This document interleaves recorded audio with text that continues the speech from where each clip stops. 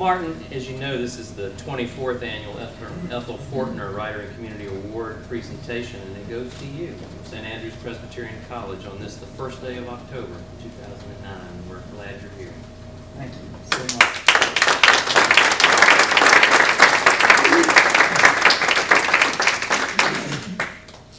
You know, one of the things I've enjoyed is when people say, well, I wish I were a writer like you, because I just, my book involved, the original book was 695 pages. I interviewed over 120 men talking about what does it mean to be a mentor, how do you deal with your grief, how do you deal with your father, mother, all types of life issues.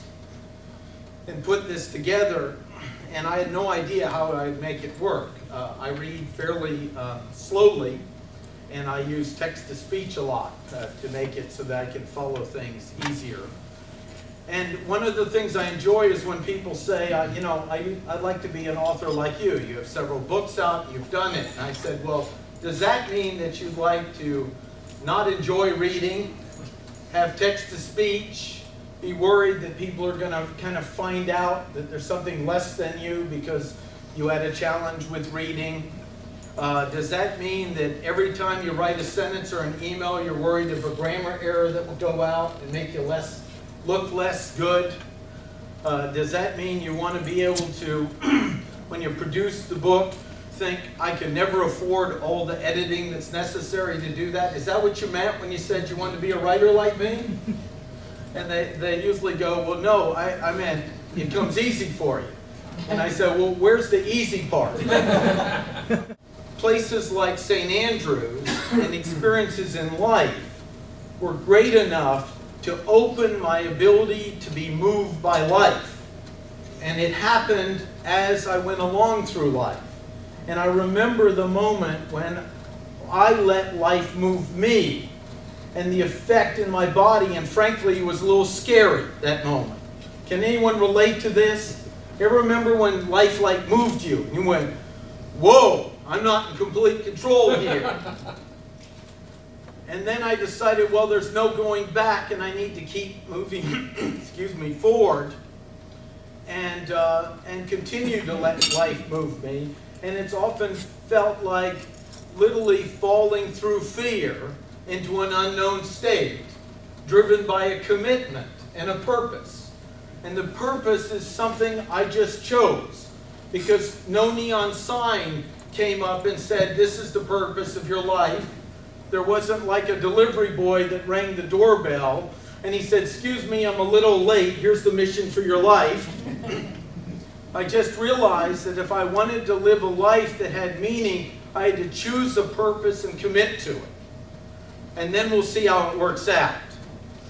And the truth is, just about everything I do, short of maybe eating a little too many carbohydrates, is driven by my purpose. And it's a whole different way of living from the first part of my life. And that's what produced this book. The fact is, I felt called to do this, I moved forward, and then I started figuring out how I do it.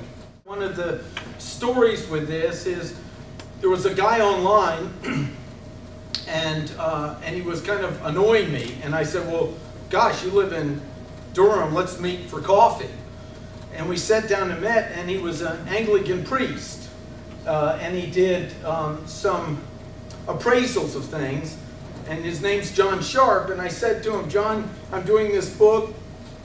I don't know, I'm trying to work it out. And he says, well, what are the challenges? I said, the challenge is I need an editor. And I want it to be in my voice, and I don't know how to do it because my first drafts don't sound much like my voice because of the air rate in them.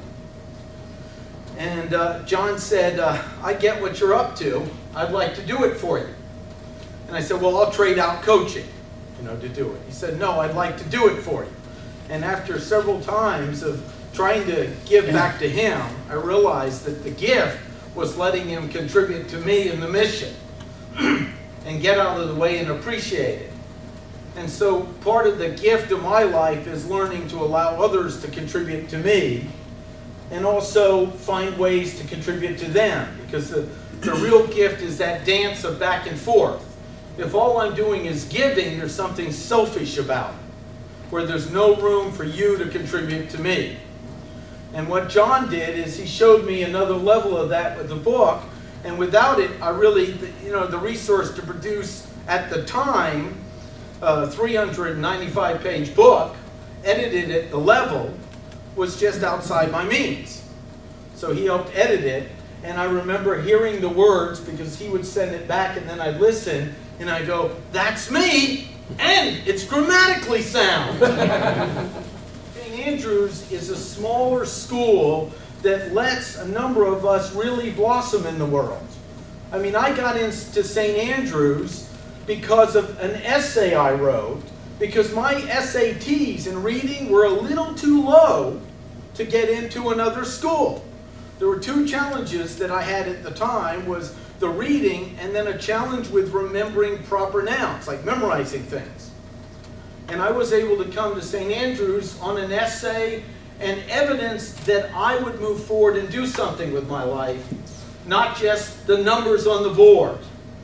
And that's, to me, one of the greatest pieces of this school. The next greatest gift of this school was the fact that the school set it up where we're going to have real diversity here. We're not just going to have diversity in color and race, we're going to have diversity in ability to move around. And the high number of students in wheelchairs was an extraordinary opportunity to be around. Because then, what it got is I learned how to interact with people. One of the things I remember in St. Andrews was realizing, wow, I thought like anyone who had some challenge in life was some spiritual being. And I realized, some people are jerks in wheelchairs just like the rest of us. And others are extraordinary beings. And that was a real breakthrough. Another breakthrough that occurred with that was my dear friend Larry Smith, who came here. I don't know if you remember it, some of the teachers, he had that handmade crutch. He was from West Virginia. He's passed on. But I remember the moment he said we were real friends. We were going to a door, and he was struggling to open it in Raleigh. He had visited me after college. And a guy tried to reach around and open it, and I almost knocked that guy off the porch.